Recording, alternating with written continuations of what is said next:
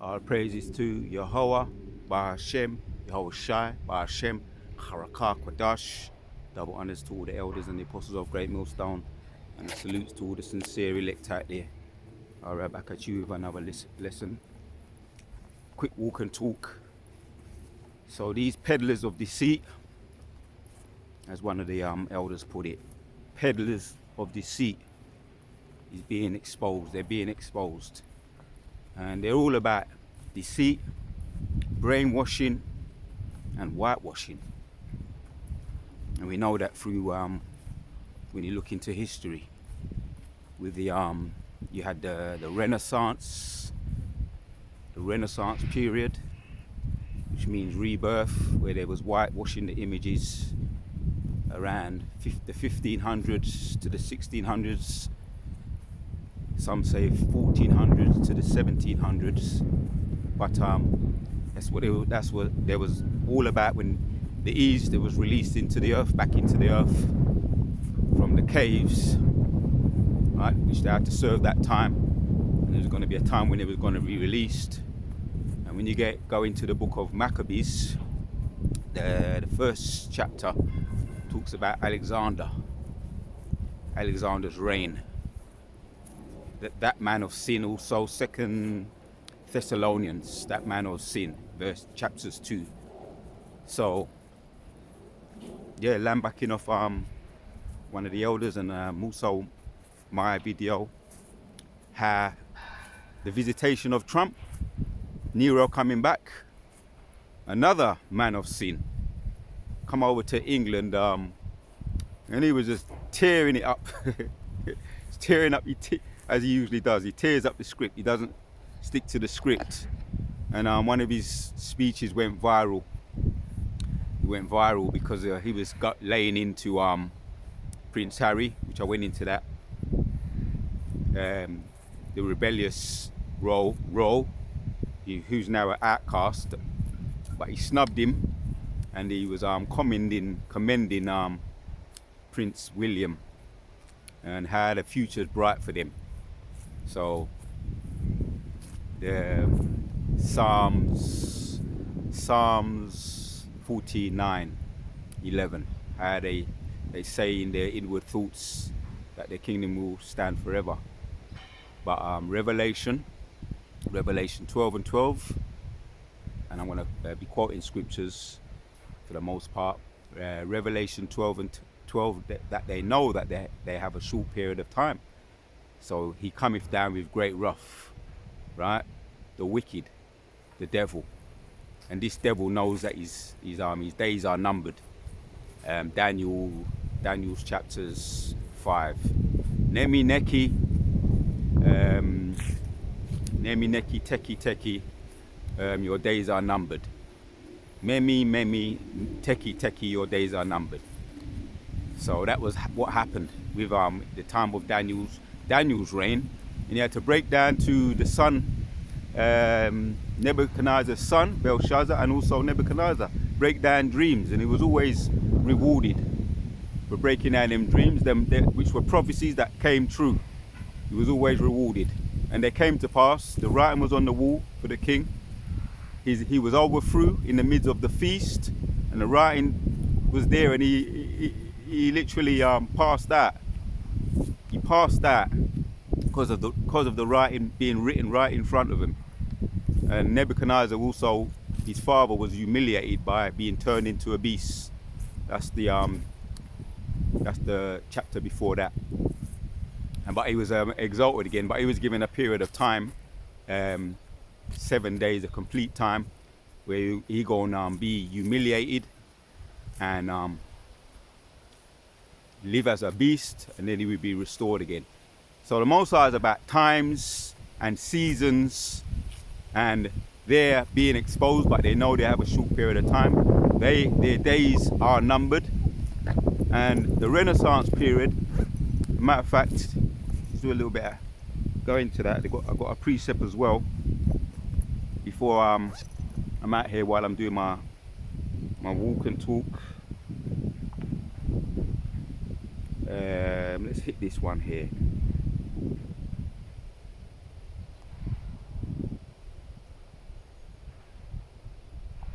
matter of fact, let's check out the Renaissance period time of the Renaissance period. Just fact check. Just go with the fact checking on that.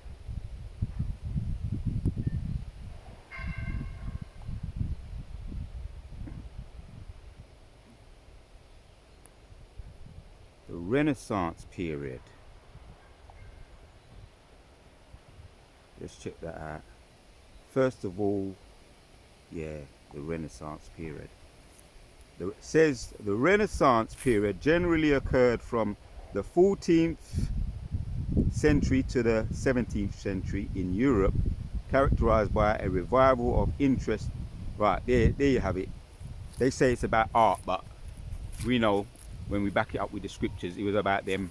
It means rebirth and covering over the images. And there's a precept to back that up.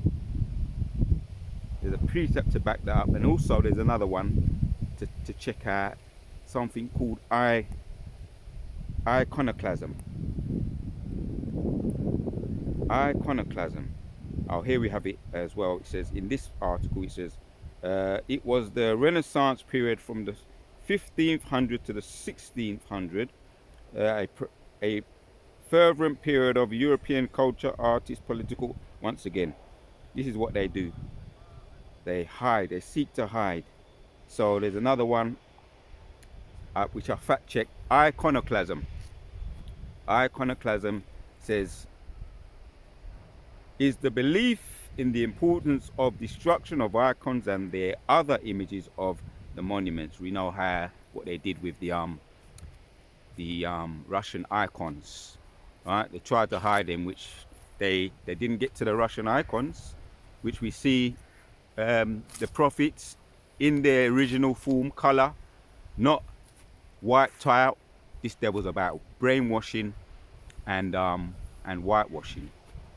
And yes, he has a short memory. Lambacking of one of the brothers, the brothers were going into it, that he has a short memory. He has a very short memory, and he doesn't like people with long memories. That's another way of putting it. Hence, he's trying to do away with what they call the woke period over there, also in America too.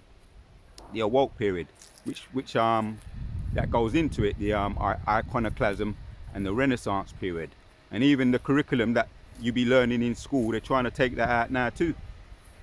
You know, to further brainwash and whitewash. We say Renaissance period was around the 14th century or the 15th century to the 16th century, or the 14th century to the 17th century, but that's still taking place in different ways. The brainwashing, via the brainwashing in the churches, for those of us that were in the churches, to pacify us, pacify you, or pussify you, or brainwash you. Different ways to describe it. Whitewashing, brainwashing. And we looked up, even from our parents' generation, looked at that image, Caesar Borgia. But they're trying to, what you call it, become more friendly, if you like, saying that he was a man of color. There's been research saying he was from the he has somewhat of a Middle Eastern look, somewhat brownish, light brownish, which that's not true either. But to back up the point, we looked at the iconoclasm. The iconoclasm is the belief in the importance of destruction of icons, which when you look at the icons, the images, the Russian icons, all people of color, right? All of them. And then you have the Renaissance period, which means a period rebirth, right? A fervent period of European culture, right, goes into it, which he doesn't tell you that they was trying to hide the images. That they won't tell you, but through research and study and the scriptures, all things are openly exposed to his prophets. Now, rebirth following the Middle Ages. So let's get the precept to back that up. First Maccabees. I've also got that book, the when Europe's black people used Scotland, when black people ruled Scotland and Europe. I've been taking that out recently, going into that, because after the visitation of Trump, hailing his mother, right, which we know how they crept up in there, right, into the royal family, and in way of disguise. It was a slow, gradual process, and eventually they got the monarch, the royal throne, right? Just like Belshazzar, they'd be eating off the cutlery, our cutlery, the gold and the silver which they stole from the temple.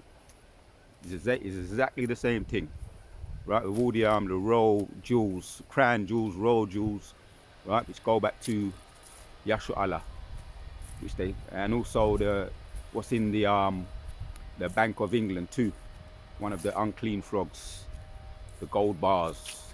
So it's the same thing that they be doing. I'll have to speak a bit in code. John 10:10. What this man come to do? Delete and grape and steal.